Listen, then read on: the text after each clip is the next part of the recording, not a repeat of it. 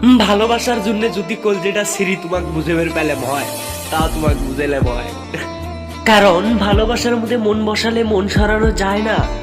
আমি অনেক অনেক ভালোবাসি। আমি চাই না আমার রাজ্য, চাই না আমার দেশ, আমি শুধু চাই তোমাকে। যদি তোমাকে ভালোবাসার অপরাধ হয় তবে আমাকে বিষ এনে দাও। সারাটা জীবন একা একা শুয়ে থাকবো, তবু তুমি সুখে থেকো, ভালো থেকো।